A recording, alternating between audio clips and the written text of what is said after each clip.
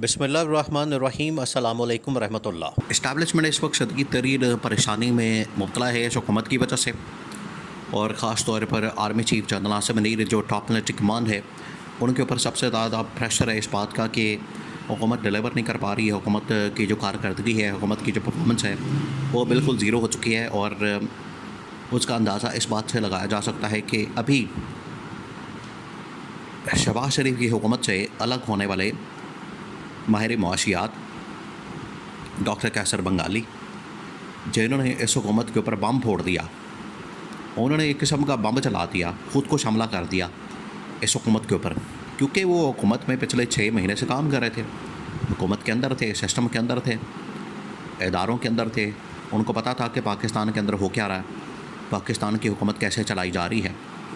उन्होंने बाहर आके 4-5 बड़ी अहम बातें की हैं।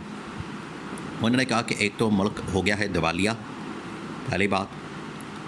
दूसरी बात यह कि उन्होंने कहा कि मुल्क के ऊपर जितने कर्ज़े हैं, इन कर्ज़ों के साथ आप मुल्क नहीं चला सकते, और कर्ज़ों की किस्तें देने के लिए आप मज़ीद कर्ज़े लेते हैं। तो ये कोई पागल आदमी कर सकता है इस तरह के काम, जिसका कोई दिमाग ख़राब है। अगर आप इस तरह का काम घर के अंदर करेंगे कि आप घर के ख़र्चे चलाने के लिए कर्ज़े ले रहे हैं, सूद के ऊपर कर्ज़ा ले रहे हैं, और फिर सूद जमा करवाने के लिए अभी कर्ज़ नहीं आप जमा करवा रहे, कर्ज़ की जो असल पेमेंट है वो तो अपनी जगह पर मौजूद है, आपने सिर्फ उसके ऊपर सूद जमा करवाना है। उसके लिए आप मज़ीद पैसा पकड़े हैं। आप सोचें आपके घर की क्या हालत होगी। यही हालत इन्होंने, ये शरीफ ख़ानदान ने, जरदारी ख़ानदान ने पाकिस्तान की कर दी है। फिर क्या करते हैं कि फिर आपको अपनी घर की चीज़ें बेचनी पड़ेगी, और यही अब लोग ये कर रहे हैं। और ये कभी पीआईए बेचते हैं, कभी रेलवे बेचते हैं, कभी ये मोटरवेज बेचते हैं, कभी ये स्टील मिल बेचते हैं, कभी कोई इदारा, कभी कोई इदारा। और इसमें एक और हैरानकुन बात ये है कि अब कोई मुल्क या कोई बड़ी कंपनी इन इदारों को लेने के लिए भी तैयार नहीं है, क्योंकि इन्होंने तबाही इतनी भेज दी है।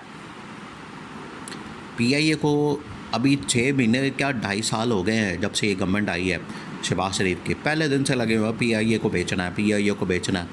2.5 साल हो गए, अभी तक बेच नहीं सके। उसकी वजह यह है कि कोई लेने को तैयार नहीं।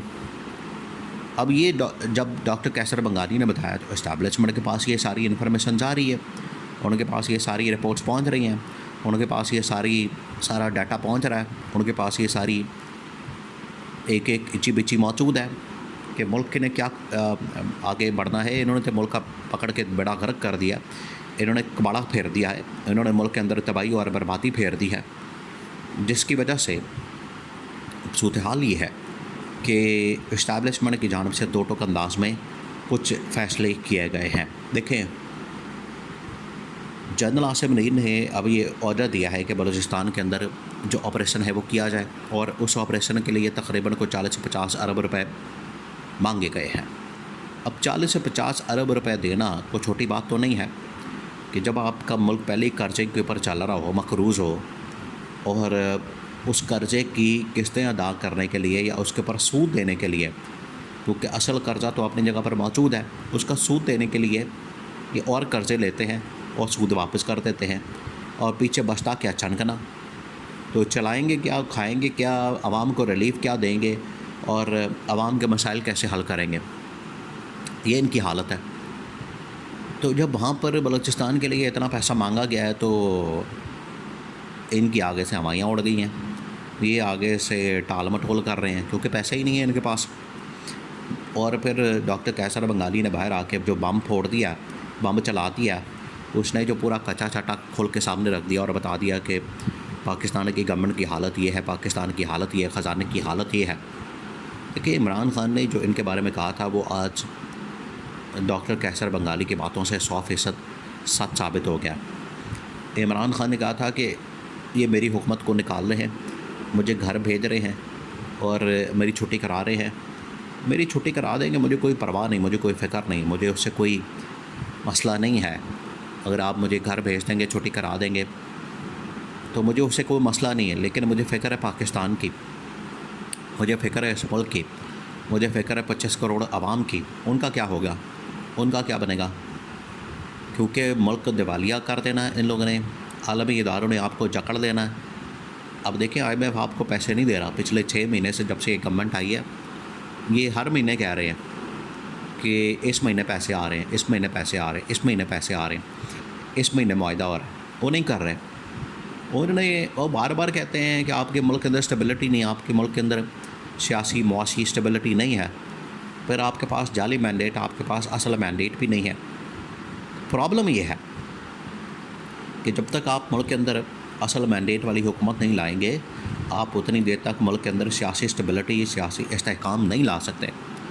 अब इस्टेब्लिशमेंट ने इस बात को महसूस किया। उनके पास जब ये सारी इन्फॉर्मेशन और रिपोर्ट्स पहुँची हैं, तो उन्होंने देखा है कि ये तबाही और बर्बादी हमारे गले पड़ जानी है। अब क्या करेंगे? ये तो हमारा कबाड़ा कर देंगे, जीना हराम कर देंगे। उसकी वजह से मुल्क जो है, पहले ही पाकिस्तान का बेड़ा गर्क हो चुका है। पहले ही इन लोगों ने जितना लूटा पाकिस्तान को, किसी ने को लंदन के फ्लैट्स बना लिए हैं, किसी ने को जायदादें बना ली हैं, किसी ने प्रॉपर्टियाँ बना ली हैं, किसी ने शुगर मिलें बना ली हैं, किसी ने सीमेंट की मिलें बना ली हैं, किसी ने स्टील मिलें बना ली हैं, और कोई तो अपना लुटमारे के अंदर लगा हुआ है। आप देखें ये अशराफिया जो है पाकिस्तान के अंदर लूटमार करके बैठी हुई है, याशी मार रही है। और किसी की लंदन के अंदर प्रॉपर्टी है, किसी की दुबई के अंदर प्रॉपर्टी है, अरबों रुपए की प्रॉपर्टियाँ वहाँ पर संभाली हुई हैं। आप दुबई लीक्स ही खोल लें और उसके ऊपर जितना पैसा है उसके अंदर, वो सारा पाकिस्तान के अंदर ले आएँ। आप उसमें पहले नाम चेक करें कौन कौन है, उसके बाद आप उनका पैसा वापस ले आएँ, तो आपके मुल्क के मसाइल सारे हल हो जाएं, आपके मुल्क का कर्जा अदा हो जाए, आपके मुल्क के अंदर खुशहाली हो जाए।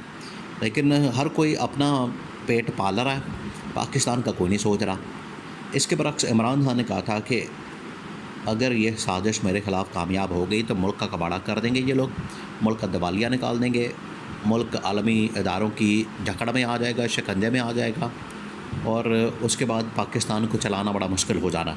और देखिए आज वही सूरत हाल है। कैसर बंगाली के जो अल्फाज हैं वो पैरा दे रहे हैं इमरान खान की बातों पर।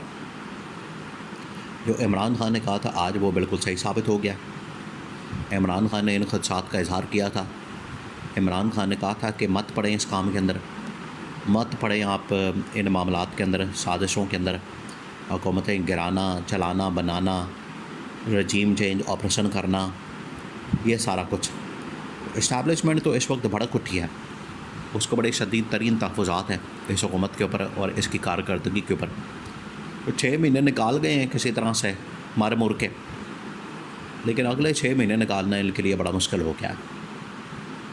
अब महीनों की बात है, दिनों की बात है, इस हुकूमत का ख़ात्मा नागुज़ीर है।